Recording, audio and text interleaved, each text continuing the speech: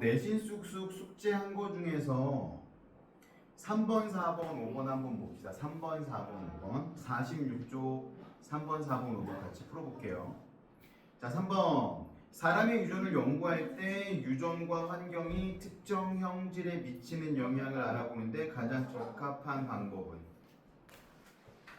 지금 뭐라고 그랬어? 이거 다? 저 3번이요.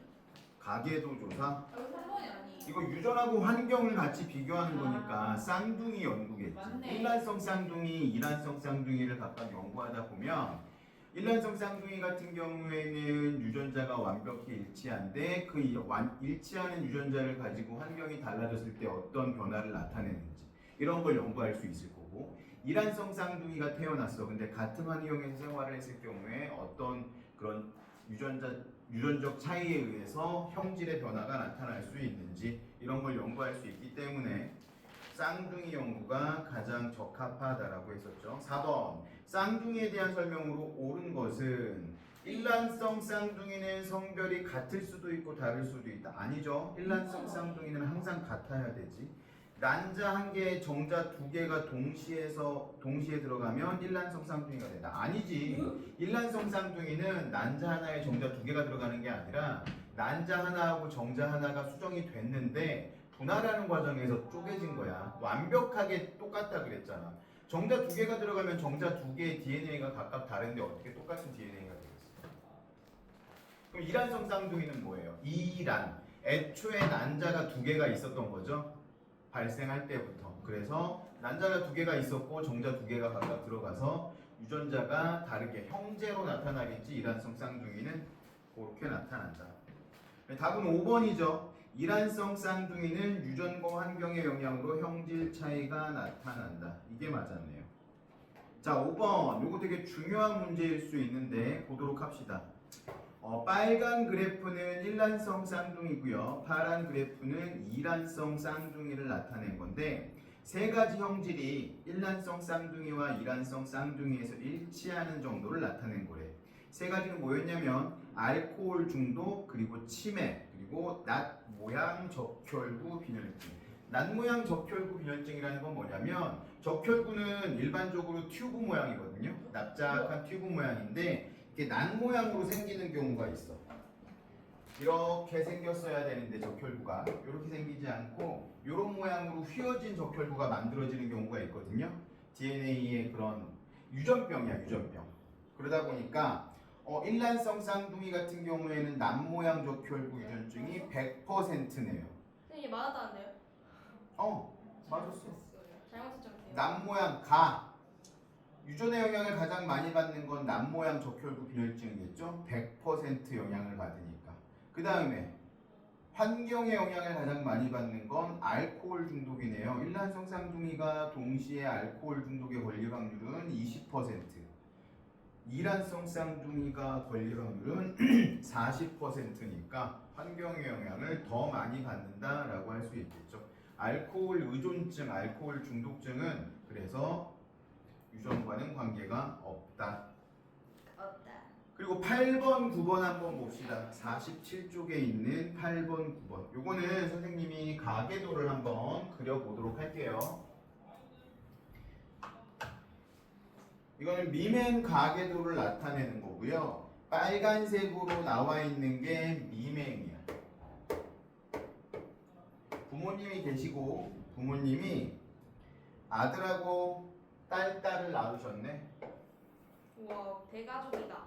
아들, 딸을 낳으셨고 요 아들도 결혼을 하고 요 딸들도 다 결혼을 했네요. 많은 못함. 마지막 딸은 결혼 안 했네.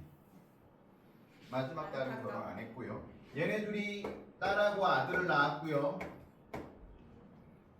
얘네들은 아들하고 딸을 낳았네요. 미맹인 것만 쌤이 먼저 한번 표시를 하도록 할게요. 얘가 미맹이고요. 이 딸도 미맹이고 엄마가 미맹이네요. 자, 그럼 보세요. 어떻게 찾는다 그랬죠? 얘가 열성인지 우성인지. 엄마 아빠가 같은데 엄마 아빠하고 다른 자녀가 태어나면 그 자녀가 가진 형질이 열성이라고 했었죠. 미맹은 쓴맛을 못 느끼는 거니까 테이스트 스몰 t로 표현을 할게요. 그러면 미맹을 다 스몰 t로 이렇게 써줄게요. 그럼 보세요. 엄마 아빠는 미맹이 아니야. 근데 이 아들이 미맹이니까 엄마 아빠는 미맹 인자를 가지고 있는 보인자가 돼야 되겠죠. 라지 t, 스몰 t가 돼야 되겠네요. 엄마 아빠. 그러면 이 딸은 어때요? 라지 t일 수도 있고 라지 t, 스몰 t일 수도 있겠죠. 정확히 알 수가 없어. 또는 스몰 t가 아닌 이유는 미맹은 아니기 때문에. 그럼 볼게요.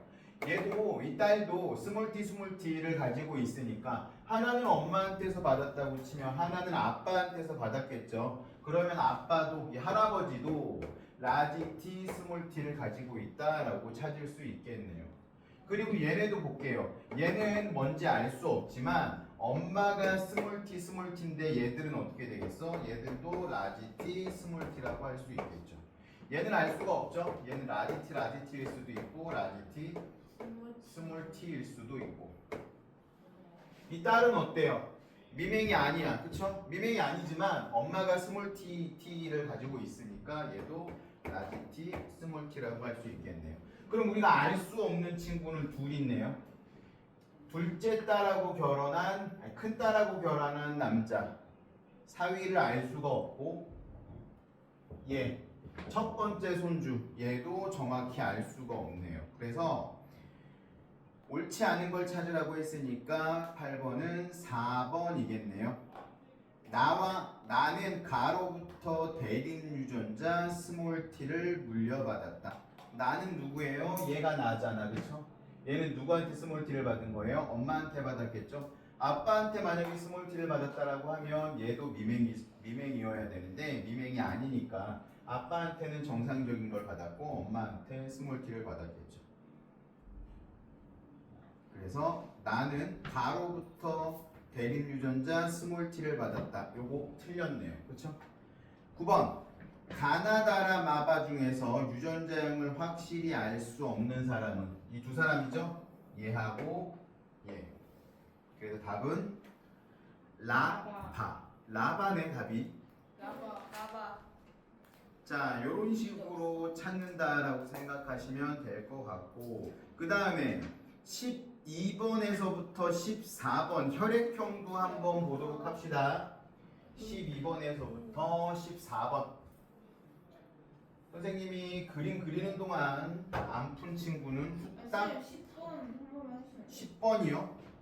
왜 13번 했는데? 10번도 한번 봅시다. 그러면 10번, 12번, 10번, 11번, 12, 13, 14까지 다 할게요. 그러면 10번 먼저 보도록 할게요. 어떤 집안의 귀지 상태 유전 가계도인데, 자, 이거 젖은 귀지하고 젖지 않은 귀지, 마른 귀지가 나타나는 건데, 쌤이 지난 시간에 했던 얘기 기억나요? 젖은 귀지를 가지고 있으면 어떤 냄새가 날 가능성이 많다? 꿀인내 아니고 우리가 흔히 암내라고 표현하는 그 중동 사람들한테서 많이 나는 그 향신료 냄새 있죠? 이게 젖은 귀지를 가진 사람들이 주로 나요. 젖은 귀지는 어떻게 하는 거예요? 귀지, 우리 속에 있는 귀팝을 이야기해요. 귀지라는 거. 적거나 마른 게 그게 유전이에요? 유전이에요. 귀지 파본 적 없어? 귀지 파보면 거의 대부분 우리나라 사람들은 말라 있어, 귀지가. 근데 이 서양 사람들, 특히 이제 중동 쪽하고 연계돼 있는 지중해 쪽이라든지 아니면 중동 쪽이라든지 이쪽 남프랑스 이쪽 사람들은 젖은 귀지를 가진 사람들이 되게 많아요. 젖은 귀지를 가진 사람들은 뭐가 난다? 암내가 난다. 이게 뭐 내가 거짓말하는 게 아니라 실제 연구 결과로 밝혀진 내용이에요. 저런 것까지 왜 연구를 하지? 재밌지? 왜 귀지? 할 짓이 없는 귀지 연구하고 있어. 아, 그게 누가 그걸 연구하고 싶어서 연구한 게 아니라 실제로 이러네? 그래서 그런 썰들이 있었는데 실제 그걸 가지고 누군가 연구를 해봤더니 정말이네 라고 밝혀지게 된 거지. 그걸 과학에서 연구할 때는 우리가 가설이라는 걸 세우거든요. 가설이라는 걸 세우는데 그 가설이 맞는지 틀리는지를 연습을 할 수가 있죠. 이런 식으로 식구들이 있고요. 젖은 귀지 있는 친구들만, 아니 마른 귀지 있는 친구들만 표시해 볼게요. 셋째 딸 마른 귀지. 얘도 마른 귀지, 얘도 마른 귀지. 그리고 얘도 마른 귀지. 자 보세요. 네. 엄마 아빠는 젖은 귀지야. 근데 그 사이에서 난 딸이 마른 귀지네. 아니 근데 그게 될 수 있어요. 마른 귀지. 그러면 이런 경우는 뭐라 그랬어요? 이게 열성. 마른 귀지가 열성이라 그랬죠. 이거는 마구이. 스몰 a라고 표현합시다. 마른 귀지가 스몰 a야. 그럼 얘도 스몰 a, 스몰 a, 얘도 스몰 a, 스몰 a, 얘도 스몰 a, 스몰 a가 돼야 되겠죠. 그러면 얘가 스몰 a, 스몰 a란 얘기는 하나는 엄마한테서 받고 하나는 아빠한테서 받았을 테니까 얘네들은 요렇게 되겠죠. 얘네도 마찬가지겠지. 하나 엄마한테 받고 하나 아빠한테 받았을 테니까 엄마 아빠도 이런 식으로 돼야 될 거고, 얘도 마찬가지야. 하나는 아빠한테 받았을 테지만 하나는 엄마한테 받았을 테니까 엄마도 이렇게. 얘도 마찬가지죠. 얘는 젖은 귀지야. 하지만 A. 아빠한테서는 스몰 a를 받았을 테니까 얘도 이렇게 쓸 수 있겠네요. 얘는 어떨까요? 얘는 알 수가 없죠. 그렇죠? 얘는 대문자 AA일 수도 있고 대문자 A, 소문자 A. 저 얘도 몰라요. 얘도 마찬가지예요. 얘도 또는 몰라요. 그래서 우리가 정확히 알 수 없는 친구는 요 첫 번째 손자, 그러니까 두 번째 손자하고 요 둘째 아들, 얘네 둘만 우리가 정확히 알 수 없는 상황이네요. 요걸 잘 찾아야 돼. 어떻게 찾았어요? 엄마 아빠는 같은 형질인데 엄마 아빠랑 다른 형질을 가진 아이가 태어나면 그 아이가 가진 형질이 뭐다? 열성이다. 그러면 이 집안에서 암내가 좀 웃기긴 하다. 수업 시간에 암내 그러니까 그렇죠? 암내가 안 나는 사람은 얘하고 얘하고 얘하고 얘 넷밖에 없네요. 귀지에서 어떻게 안내가 나요? 귀지에서 암내가 난다라는 게 아니라 조사를 해봤더니 마른 귀지를 가지고 있는 사람들은 암내가 안 나는데 젖은 귀지를 가진 사람들은 암내가 나더라. 그래서 귀지 때문에 남새가 나는 게 아니라 몸에서 호르몬이라든지 여러 작용에 의해서 그런 체취가 난다 이런 뜻이겠죠. 그러니까 아 이게 약간 겨드랑이 냄새예요? 이게 호르몬 때문에 나는 냄새인데 뭐라고 표현하기가 애매하네. 땀 냄새랑 좀 달라. 땀 냄새는 약간 땀 냄새랑 다르고 안 좋아요 냄새가. 그 되게 안 좋아하는 사람들도 있고 별로 신경 안 쓰는 사람들도 있고 그래. 그래서 서양 사람들은 젖은 귀지가 되게 많아서 데오드란트를 되게 많이 쓰거든요. 맞아요. 우리나라 사람들은 데오드란트 잘 안 써. 왜냐면 땀 냄새가 별로 안 나서. 이것 때문에 그러는 거야. 데오드란트 쓰는 이유가.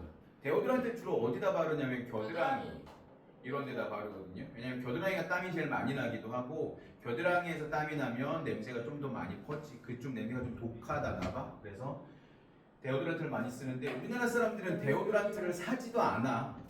잘. 나도 예전에 나는 땀이 많아가지고 데오드란트를 썼었는데 데오드란트를 뿌리면 더 찝찝하더라고. 그래서 딱히 데오드란트를 쓰지 않아요. 우리나라 사람들. 그냥 저 물 마시고 올게요. 너무 졸려요. 자 됐죠? 그래서 이에 대한 설명으로 옳지 않은 것은 10번 3번과 4번 얘네들이 3번과 4번이죠. 뭐라고? 잠깐만. 그래서 10번은 3번이네, 2번이네요. 3과 4 사이에서 새로운 아이가 태어났는데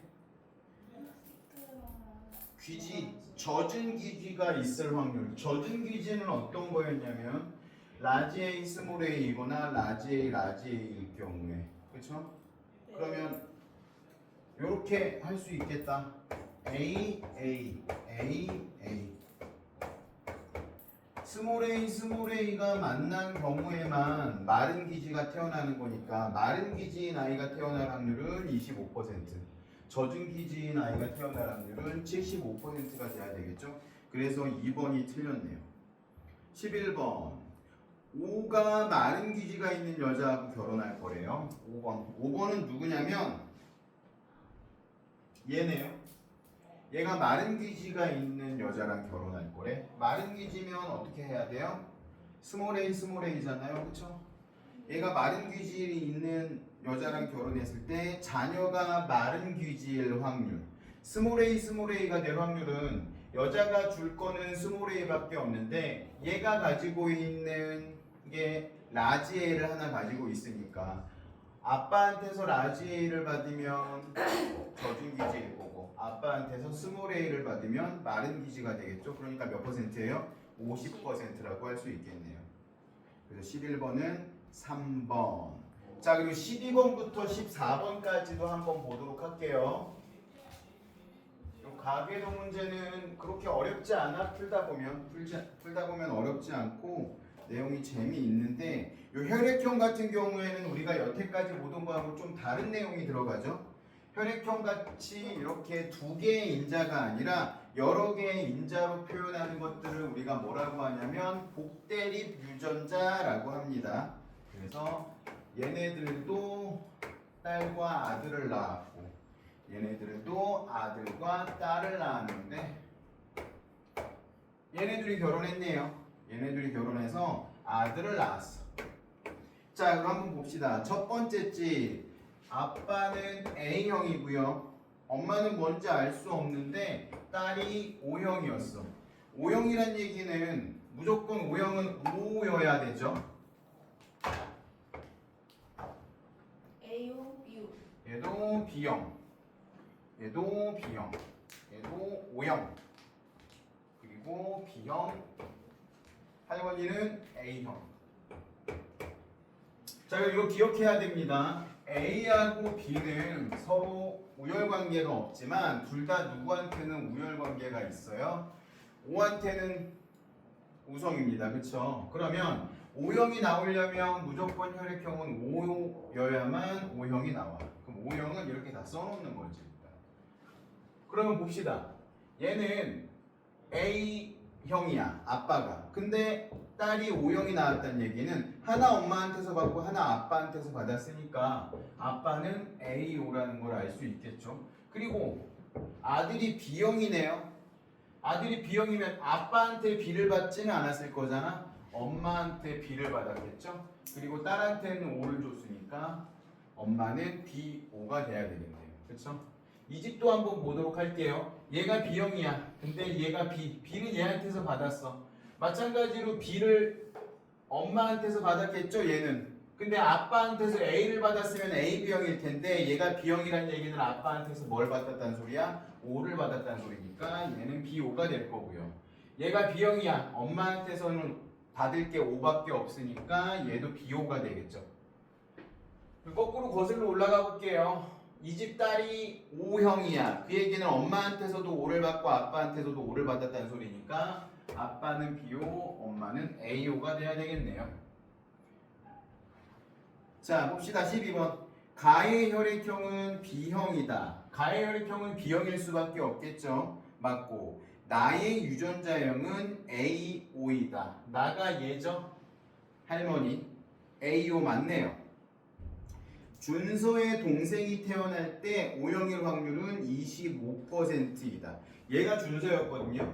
준서 동생이 태어났는데 O형일 확률은 엄마한테서는 무조건 O를 받을 거야. 근데 아빠한테서는 B를 받을 수도 있고 O를 받을 수도 있어. 아빠한테 B를 받으면 B형일 거고 아빠한테 O를 받으면 O형이니까 2분의 1이네요. 50%네요. 틀렸죠. 그래서 12번은 3번 기억 니은만 맞았고요. 자, 한번 볼게요. 13번. 다가 가진 ABO식 혈액형 대립 유전자를 염색체에 옳게 나타낸 것은 자, 우리가 이 유전자에다가 이제 표시하는 것도 나오게 되는데 다는 누구냐면 준선의 아빠네요. BO를 가지고 있는 아저씨야. 이 BO를 가지고 있는데 BO를 갖고 있으니까 어떻게 유전자 두 개에 동일한 유전자 부위에 하나는 B가 돼야 되고 하나는 O가 돼야 되겠죠? 이런 식으로 되어 있는 거를 찾아야 되는 거지. 한 줄에 다 있으면 안 되지. 한 줄에 다 있으면 한 사람한테만 받은 거가 되는데 이 B는 엄마한테서 받은 거고 O는 아빠한테서 받은 거니까 유전자에 이렇게 각각 다른 상동 염색체에 있어야 되겠죠? 그래서 답은 3번이네요. 라가 가질 수 있는 ABO식 혈액형을 찾아보래. 라. 얘가 라네요. 그쵸? 한번 찾아봅시다. 얘가 라인데 아빠는 B5고요. 엄마는 A5야. 그러면 이렇게 하면 여기는 AB형이 될 거고 여기는 A5, 여기는 B5, 여기는 O5. 네 가지 유전자형이 다 나오네요. A형, B형, O형, AB형 전부 다 가능합니다. 답은 5번이 되겠네요. 됐어요. 자, 요렇게 우리가 지금 상염색체에서 나타나는 유전 가계도에 대해서 몇 문제를 풀어봤고요. 조금 어렵게 풀 수 있는 문제들은 이제 그 다음에 있는 성염색체에서 나타나는 게 좀 어렵게 풀 수 있을 텐데 요거는 한 문제만 한번 풀어볼게요. 몇 번 풀 거냐면 49쪽에 있는 서술형 문제 22번 한번 보도록 할게요. 어떤 집안에서 나타나는 정록생명에 관련된 내용이고요. 정록생명인데요. 정상인 사람, 정상인 남자와 정록생명인 엄마가 결혼을 해서 아들, 딸을 낳았어요. 아들, 딸을 낳았고 이 딸이 정상인 남자하고 결혼을 해서 아들, 아들을 낳았네.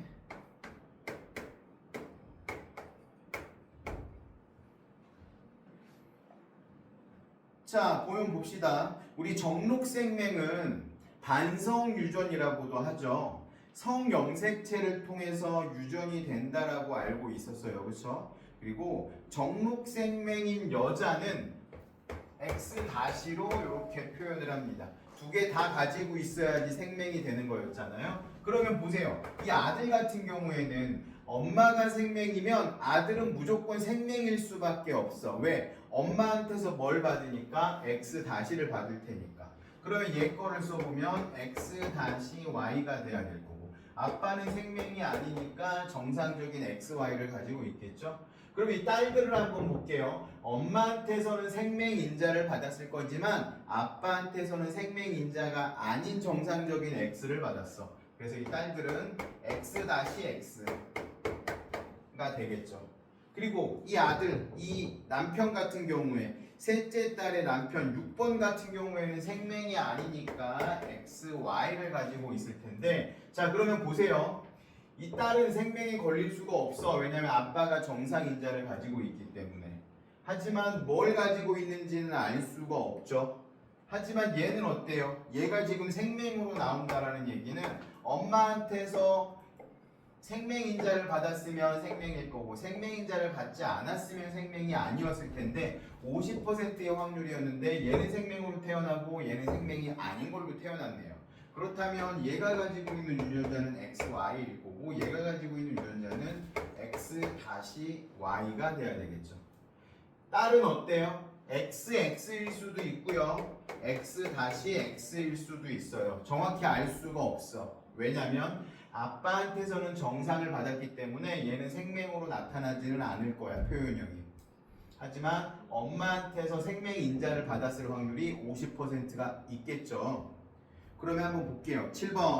1번 7번에게 정록생명 대립 유전자가 전달된 경우 7번이 이 친구거든요.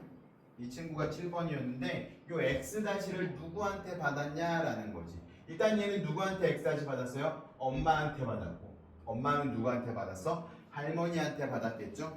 그래서 얘가 할머니가 2번이었고요. 엄마가 5번이었으니까 7번한테 정록생명 유전자를 준 건 5번과 2번 이렇게 거꾸로 거슬러 올라갈 수가 있겠네요. 자, 그 다음에 1번부터 9번 중에서 유전자형을 정확히 알 수 없는 사람 선생님이 지금 쭉 한번 설명을 하면서 썼는데 한 명 있었네요. 8번 이 친구만 정확히 알 수 없었어요. 그렇죠? XX일 수도 있고 X-X일 수도 있고 이렇게 찾을 수가 있죠. 네, 너무 좋아요. 자, 이렇게 해서 우리 단원 마무리를 했고요.